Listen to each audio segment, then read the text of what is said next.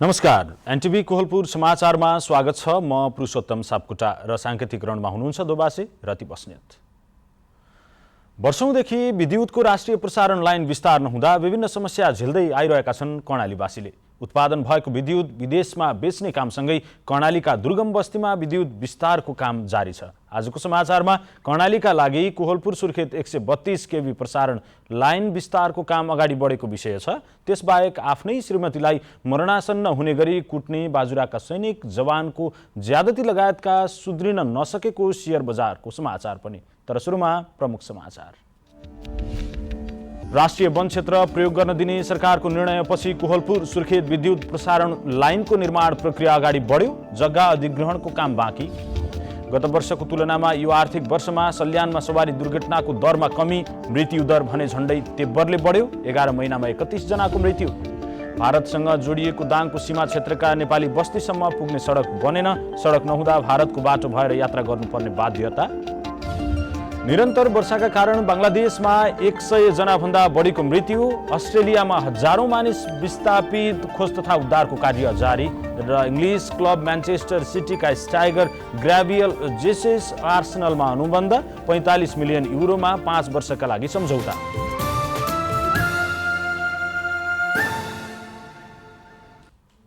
समाचार अब विस्तारमा। कोहलपुर सुर्खेत 132 केभी विद्युत विस्तार लाइनको निर्माण प्रक्रिया अघि बढेको छ। गत सोमबार सरकारले कोहलपुर सुर्खेत 132 केभी प्रसारण लाइन आयोजनाका लागि राष्ट्रिय वन क्षेत्र प्रयोग गर्न दिने निर्णय गरेपछि निर्माणको बाटो खुलेको हो। आयोजनाले अहिले जग्गा अधिग्रहण तथा सबस्टेसन निर्माण प्रक्रिया अघि बढेको जनाएको छ।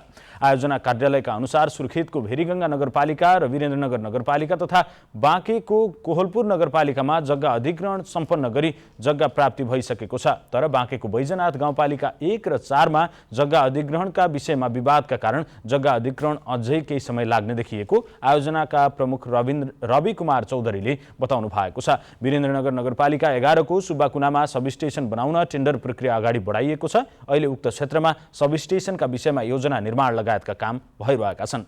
प्रसारण लाइन बनाउँदा 13,056 वटा रुख काटिनेछन्। आयोजना क्षेत्रमा पर्ने सुर्खेतको वीरेन्द्रनगर, भेरीगङ्गा र लेगबेसी नगरपालिका, बर्दिया राष्ट्रिय निकुञ्ज, बाँकेको कोहलपुर नगरपालिका र बैजनाथ गाउँपालिका क्षेत्रभित्र रुख कटान गर्ने गरी मन्त्री परिषद बैठकले निर्णय गरेको हो। राष्ट्रिय विद्युत प्रसारण लाइन विस्तार नहुँदा कर्णालीका 10 जिल्लाका नागरिकले वर्षौंदेखि निकै शास्ति खेप्नु परिरहेको छ। कोहलपुर सुर्खेत 132 केभी विद्युत प्रसारण लाइनको निर्माण प्रक्रिया अघि बढेपछि यसलाई कसरी लिनु भएको छ भनेर आज हामीले सुर्खेतका केही नागरिकलाई सोधेका छौं। हेरौं आजको आवाजमा।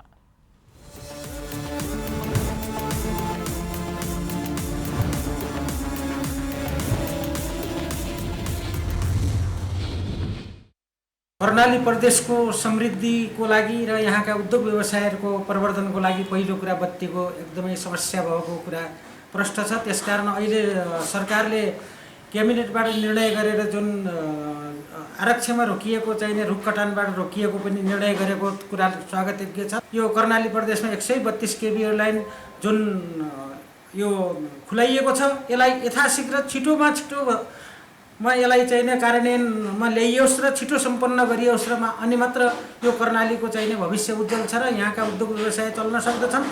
यो सरकारले चाहिँ 132 केभी लाइनको निम्ति जुन योजना अगाडि सारेको छ, जुन निर्णय गरेको छ, त्यसको निम्ति हामी खुसी छौँ र खुसी यमानेमा हामी त्यति बेला प्रकट गर्छौँ जति बेला यो सरकारले जुन निर्णय गरेको छ यसलाई व्यवहारमा कार्यान्वयनमा आउनु पर्यो। यो छिटोभन्दा छिटो निर्माण गरेर कर्णालीवासीहरूलाई विद्युतमा पहुँच पुर्याउन र यहाँको चाहिँ निर्माण, उद्योग धन्दा, कल कारखानाहरूलाई पनि अझ सुचारू रूपमा सञ्चालन गर्न यसले थप सहयोग नै गर्छ।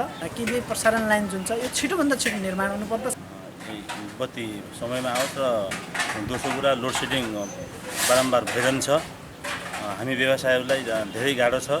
कहिले 3 घण्टा 4 घण्टा बत्ती आउँदैन, थाहा हुँदैन बत्ती जानेको आउनेको केही सिस्टम छैन र बत्ती एकदम लो भोल्टेज आएर हामीहरूको यहाँ फ्रिज पङ्खाहरू सब फुकिसक्यो। छिटोभन्दा छिटो बत्ती आओस् र यो कागजमा लेखेर मात्रै भएन, छिटो गर्नुपर्छ। कर्णाली प्रदेश सरकारले यो निर्णय गर्नु एकदम स्वागतयोग्य नै छ।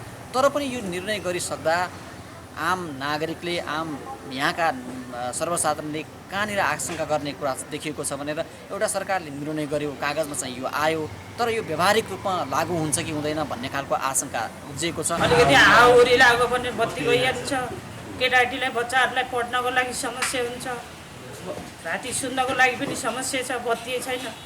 अब बत्ती त आउने भनेर भन्ने छ, अब आउने हो कि आउने होइन कि केही निश्चितै छैन, कागजमा त्यो लेखेर भन्न बत्तीहरूभन्दा छिटो आउनु पर्यो। कर्णाली प्रदेशमा विद्युत नहुँदा धेरै जनजीवन ग्रस्त बनिरहेको छ र कोलपुरदेखि सुर्खेत 132 केबी लाइन प्रसारण सरकारले घोषणा गरे पनि काम सुरु हुन सकेको छैन र विद्यार्थी जीवनदेखि लिएर हरेक सङ्घ संस्था कार्यालय सरकारी अफिसहरूमा बत्ती नहुँदा धेरै समस्या भइरहेको छ।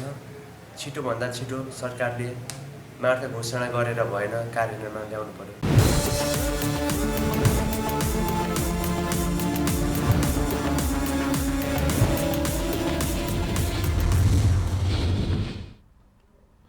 अछामका 16 वर्षीय विनोद साईको हत्या भएको भन्दै आन्दोलनरत पक्ष र प्रहरी बीचमा सदरमुकाम मङ्गलसेनमा झडप हुँदा आज दिनभर तनावग्रस्त भयो। झडपमा नेपाल प्रहरीका 14 जना र अन्य 24 जना घाइते भएको बताइएको छ। आन्दोलनकारीहरू जिल्ला सरकारी वकिलको कार्यालयतिर जान खोज्दा प्रहरी र आन्दोलनकारी बीच झडप भएको हो। आन्दोलनकारीले ढुङ्गा प्रहार गरे भने प्रहरीले स्थिति नियन्त्रणमा लिन लाठीचार्जसँगै 10 राउन्ड अश्रु ग्यास र हवाई फायर गरेको छ। झडपमा घाइते भएका प्रहरी र आन्दोलनकारीको उपचार भइरहेको प्रहरी निरीक्षक कैलाश सिंह विष्टले जानकारी दिनुभयो। पञ्चदेवल विनायक नगरपालिका 4 कालिका स्थान निवासी विनोदको न्यायका लागि अछामका 5 दलले आइतबारबाट जिल्लाभर यातायात अवरुद्ध पारेका छन्। हत्या आरोपमा किटानी जाहेरीमा परेका पञ्चदेवल विनायक नगरपालिकाका प्रमुख अम्बिका चलाउने र अर्का आरोपित नेत्रबहादुर साईलाई अहिले हाल प्रहरी कार्यालयको हिरासतमा राखिएको छ। मृतक विनोदको हत्यामा संलग्न भएको भन्दै पीडित पक्षले 13 जना विरुद्ध प्रहरीमा किटानी जाहेरी दिएका थिए। अभियुक्त मध्ये 7 जना पक्राउ परेका छन् भने 6 जना अझै फरारको सूचीमा रहेको प्रहरीले जनाएको छ। नेपाली सेनामा कार्यरत एक जवानले श्रीमतीलाई मरणासन्न हुने गरी कुटपिट गरेका छन्। बाजुराको बढीमालीका 6 कोर्दघर भएका लालबहादुर खड्काले 19 वर्षीय श्रीमती मालती विष्टलाई कुटपिट गरेको जिल्ला प्रहरी कार्यालय बाजुराका सूचना अधिकारी तथा प्रहरी निरीक्षक गिन्द्रा बोकटीले बताउनु भएको छ। महिला हिंसामा संलग्न नेपाली सैनिक जवान लालबहादुरलाई प्रहरीले नियन्त्रणमा लिएको छ भने घाइते मालती विष्टको जिल्ला अस्पताल बाजुरामा उपचार भइरहेको छ। मालतीको टाउको र मुखमा गम्भीर चोट लागेको स्वास्थ्यकर्मीहरूले बताएका छन्। कुटपिटपछि मृत्यु भएको ठानेर अलपत्र छोडिएकी मालतीलाई घाइते अवस्थामा महिला अधिकार कर्मीहरूले उद्धार गरेर अस्पताल पुर्याएका थिए। प्रहरीका अनुसार आरोपित सैनिक जवानले यसअघि पनि पटक पटक श्रीमतीलाई यातना दिँदै आएका थिए।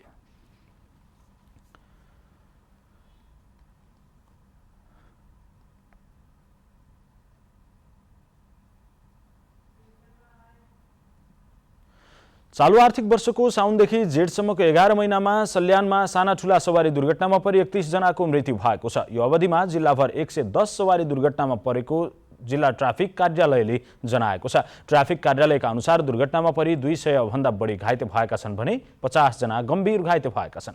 सडकको दुरावस्था, चालकको लापरवाही तथा जति ट्राफिक नियम सम्बन्धी सचेतनामूलक कार्यक्रम गरे पनि त्यसलाई पालना नगरी व्यवस्था गर्दा जिल्लामा दुर्घटनामा कमी आउन नसकेको बताइन्छ। मादक पदार्थको सेवन गरेर सवारी चलाउने र पुराना गाडी भएकाले दुर्घटना नरोकिएको जिल्ला ट्राफिक कार्यालय शीतल पार्टीका निमित्त इन्चार्ज थमन डाङ्गीले बताउनुभयो। उहाँका अनुसार गत वर्ष 143 वटा सवारी दुर्घटना हुँदा 11 जनाको मृत्यु भएको थियो। यो वर्ष दुर्घटनामा केही कमी देखिए पनि मृत्यु हुनेको संख्या झण्डै तेब्बरले बढेको छ। समाचारको क्रम जारी नै छ। अहिलेलाई एकैछिनको विश्राम।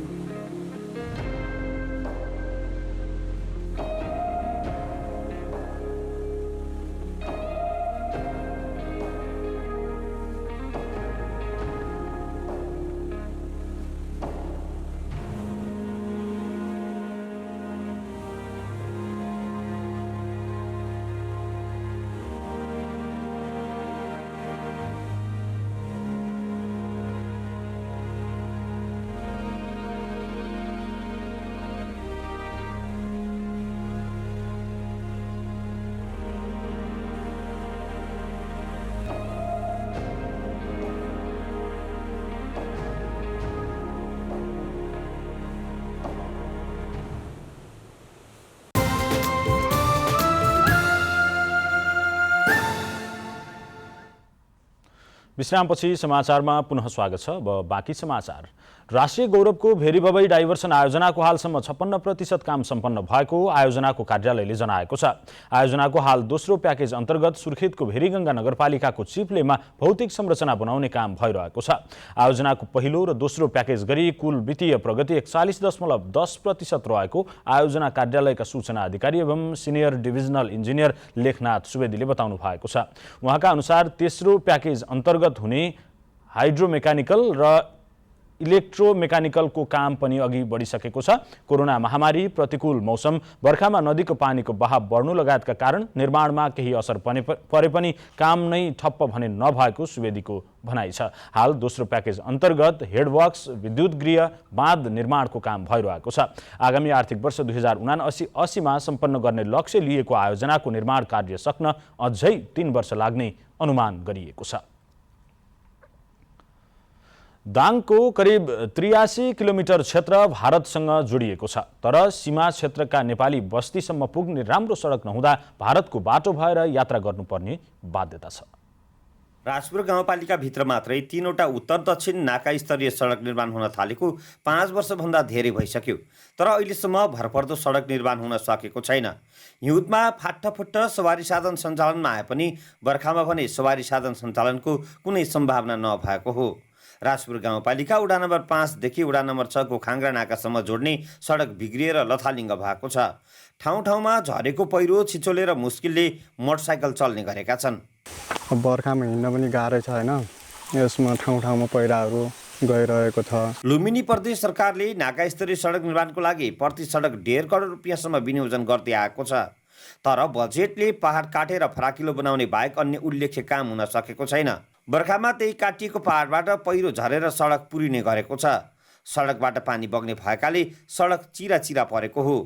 पानीको उचित निकास नहुने हो भने नाका स्तरीय सडक सञ्चालनमा ल्याउन कठिन हुने देखिएको छ।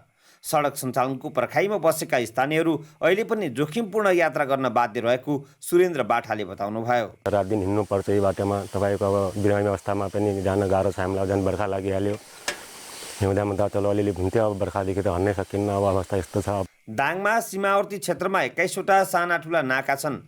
कोइलाबास बाहेक अन्य सबै नाका पुग्न कठिन छन्। अहिले पनि भारतको बाटो प्रयोग गर्नुपर्ने बाध्यता भएकाले सरकारले सीमावर्ती क्षेत्रका सडक निर्माणमा विशेष ध्यान दिनुपर्ने देखिन्छ। दशरथ घिमिरे, नेपाल टेलिभिजन, लुम्बिनी प्रदेश, दाङ। सेती प्रादेशिक अस्पताल धनगढीमा मृगौलाका बिरामीका लागि डायलाइसिस सेवाको विस्तार गरिएको छ। बढ्दै गएका मृगौला सम्बन्धी समस्या भएकाहरूको सहज उपचारका लागि उनीहरूले भोग्नु परेको समस्यालाई मध्यनजर गरी अस्पतालले आफ्नै नवनिर्मित भवनबाट 12 शैय्याको डायलाइसिस सेवा सुरु गरेको अस्पतालका सूचना अधिकारी दिलीप कुमार श्रेष्ठले जानकारी दिनुभयो। अस्पतालले आफ्नै आन्तरिक स्रोत जुटाएर उक्त सेवा विस्तार गरेको हो। थप 2 शैय्या थप्ने तयारी भइरहेको छ। रोल्पाको सुनसहारी गाउँपालिका 7 स्थित स्मार्ट कृषि गाउँ जेलबाङ यस वर्षको उत्कृष्ट स्मार्ट कृषि गाउँ बनेको छ। रोल्पाका 6वटा स्मार्ट कृषि गाउँ मध्ये सबैभन्दा राम्रो काम गरे बापत जेलबाङ उत्कृष्ट बनेको हो।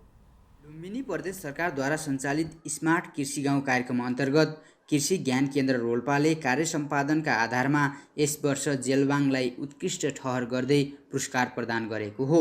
शनिबार जेलबाङ गाउँमा आयोजित पुरस्कार वितरण कार्यक्रममा कृषि ज्ञान केन्द्र रोल्पाका प्रमुख राहुल पाण्डेले स्मार्ट कृषि गाउँ जेलबाङका संयोजक राज रोकालाई नगद रु 25,000 पुरस्कार प्रदान गर्नुभयो।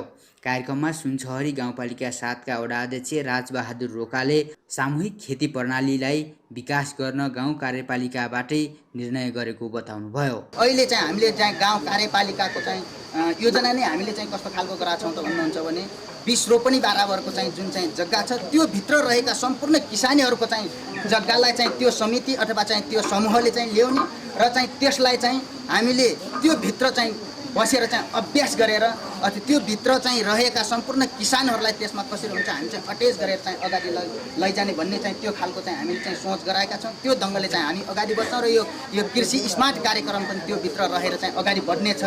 यस्तै जिल्ला प्रशासन कार्यालय रोल्पाका प्रशासकीय अधिकृत युवराज परियारले किसानहरूको मेहनतको कदर भएको बताउनुभयो। जुन प्राप्त गर्नुभएको छ र पुरस्कारको लागि तपाईँहरूले योग्य भनेर मूल्याङ्कन कृषि ज्ञान केन्द्रले गरेको छ यसले पनि के देखाउँछ त भन्दाखेरि तपाईँका कार्यक्रम तपाईँको मेहनतको उच्च कदर भएको छ। कृषि ज्ञान केन्द्र रोल्पाका प्रमुख राहुल पाण्डेले आगामी दिनमा पनि थप उत्कृष्ट काम गर्न आग्रह गर्नुभयो। अरूभन्दा तपाईँ अब्बल हुनुभएको छ, तर थप चुनौती के पनि छ भन्दाखेरि अर्को वर्ष पनि यो कार्यक्रम सञ्चालन हुनेछ। त्यो वर्षमा पनि तपाईँ चाहिँ अरूभन्दा अब्बल साबित हुनु छ।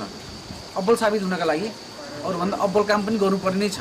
दुर्गम गाउँमा सञ्चालित स्मार्ट कृषि कार्यक्रमले उत्पादन मात्र नभई चेतना स्तर पनि बढाएको स्मार्ट कृषि गाउँ कार्यक्रम संयोजक रोकाको भनाइ छ। यो स्मार्ट कृषि गाउँ कार्यक्रमले हाम्रो यो क्षेत्रभित्रका जति चासो गर्ने सबै साथीहरूलाई धेरै टेवा पुर्याएको छ। नभएको ठाउँमा चाहिँ सिँचाइ पुर्याएको छ, जसो नभएको चाहिँ पुर्याए चाहिँ जसो धेरै माथि स्तर चेतना स्तर उठाएको छ।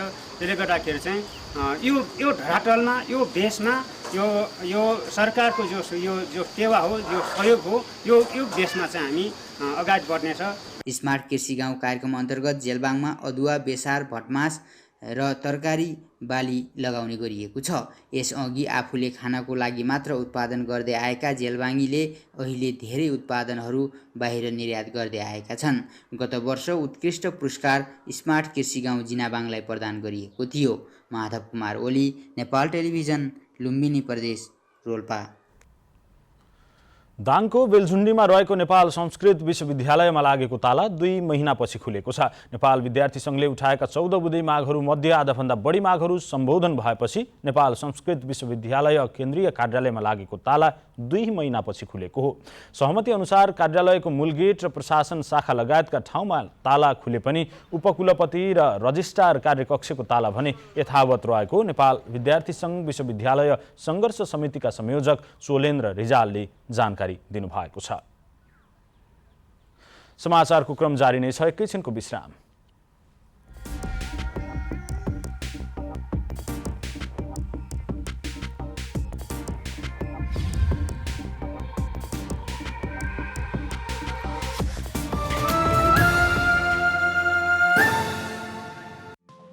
केही नयाँ, केही फरक।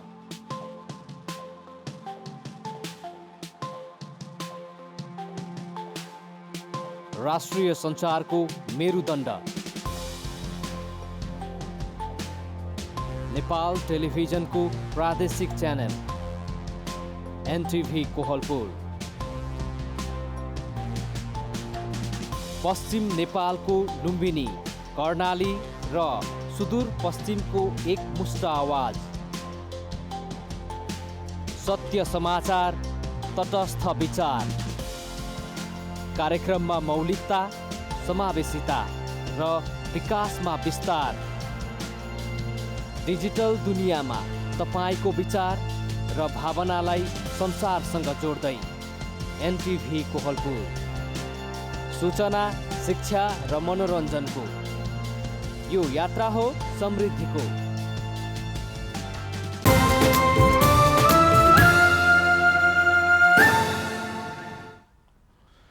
तपाईँ एनटिभी कोहलपुर हेर्दै हुनुहुन्छ। अब बाँकी समाचार।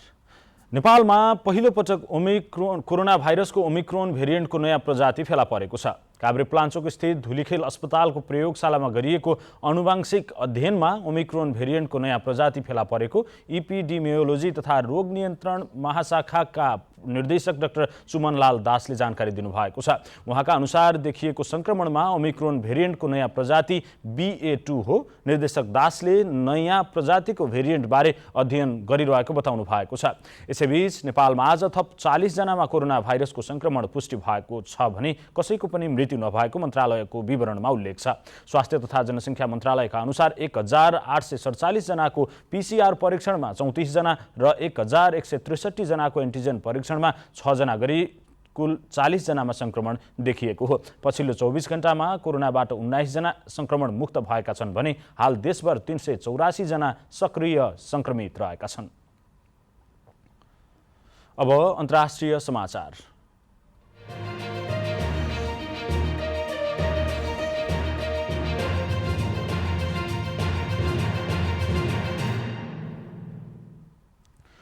बांग्लादेशमा केही दिनदेखिको निरन्तर वर्षाका कारण बाढी आएको छ। बाढीका कारण 100 भन्दा धेरै व्यक्तिको ज्यान गएको बताइएको छ। बांग्लादेशका अधिकारीहरूले जनाएअनुसार 64वटा जिल्ला बाढीका कारण प्रभावित भएका छन्। ती जिल्लामा करिब 102 जनाको मृत्यु भएको छ। बाढीले ल्याएका सर्पले टोकेर चट्याङ परेर र बाढीले बगाएर धेरैको ज्यान गएको बताइएको छ। बाढी प्रभावितहरूको उद्धार र सहयोगका लागि ठूलो संख्यामा सहायता कर्मी र प्रहरी परिचालित भएका छन्। बांग्लादेशको सरकारले बाढी पीडितहरूको उद्धार गर्न र भत्किएका संरचनाहरू बनाउनका लागि ठूलो संख्यामा प्रहरी र उद्धारकर्मी परिचालन गरेको बताएको छ। अस्ट्रेलियामा पनि बाढीका कारण हजारौं मानिस विस्थापित भएका छन्। बाढीका कारण सिडनी शहर प्रभावित बनेको छ। मुसलधारे वर्षाका कारण सडक बन्द हुनका साथै हवाई सेवा समेत प्रभावित भएको अन्तर्राष्ट्रिय सञ्चार माध्यमहरूले जनाएका छन्।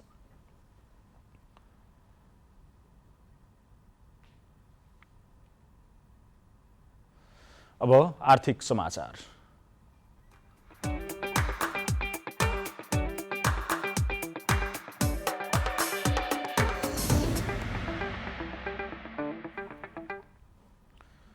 शेयर बजार परिसूचक नेप्से आज 9.75 अङ्कले घटेर 2076.67 बिन्दुमा झरेको छ।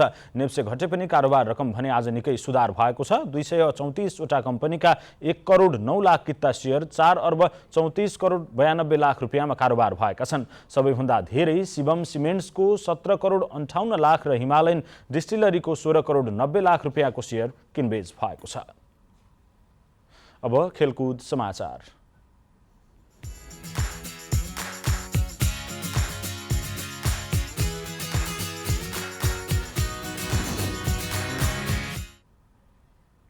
इंग्लिश क्लब मैनचेस्टर सिटीका फरवार्डर ग्याब्रियल जेसस आर्सेनलमा अनुबन्धित हुनुभएको छ। जेससलाई आर्सेनलले 45 मिलियन युरोमा अनुबन्ध गरेको बताइएको छ। 25 वर्षीय स्ट्राइकर जेससले आर्सेनलसँग 5 वर्षको सम्झौता गर्नुभएको छ। उहाँले 2027 सम्म आर्सेनलमा रहनु हुने भएको छ। आर्सेनलका प्राविधिक निर्देशक एडुले ग्याब्रियललाई क्लब भित्र्याउन ठूलो उपलब्धि रहेको र नयाँ सिजन थप उत्साहजनक हुने बताउनु भएको छ। 5वटा सिजन म्यानचेस्टर सिटीमा रहनुभएका जेससले 236 खेलमा 95 गोल गर्नुभएको छ। जेससले सन् 2016मा ब्राजिलको राष्ट्रिय टिमबाट डेब्यू गर्नुभएको थियो।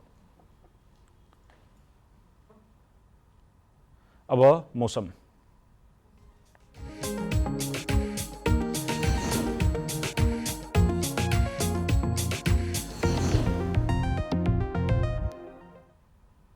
आज देशभर आंशिकदेखि सामान्य बदली रह्यो। आज राति पनि देशभर आंशिकदेखि सामान्य बदली नै रहनेछ। देशका धेरै स्थानहरूमा हल्कादेखि मध्यम वर्षाको सम्भावना रहेको छ भने लुम्बिनी, कर्णाली र सुदूरपश्चिम प्रदेशका 1-2 स्थानमा भारी वर्षाको समेत सम्भावना रहेको छ। अब मौसम सम्बन्धी थप विवरण।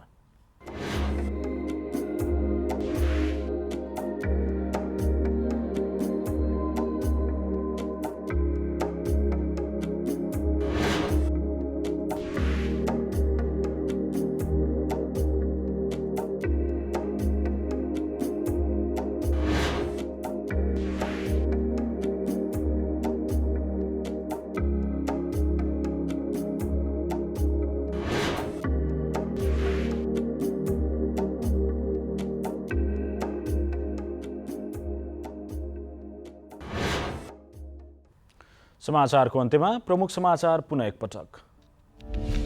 राष्ट्रिय वन क्षेत्र प्रयोग गर्न दिने सरकारको निर्णयपछि कोहलपुर सुर्खेत विद्युत प्रसारण लाइनको निर्माण प्रक्रिया अगाडि बढ्यो। जग्गा अधिग्रहणको काम बाँकी।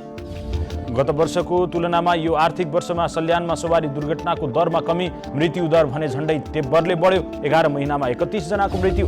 भारतसँग जोडिएको दाङको सीमा क्षेत्रका नेपाली बस्तीसम्म पुग्ने सडक बनेन। सडक नहुँदा भारतको बाटो भएर यात्रा गर्नुपर्ने बाध्यता।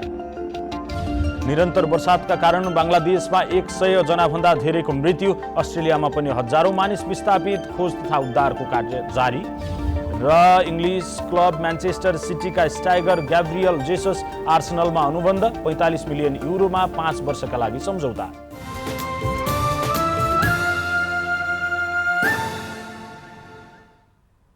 हवस् त अहिलेलाई समाचारको सिलसिला यति नै। बिदा दिनुहोस्।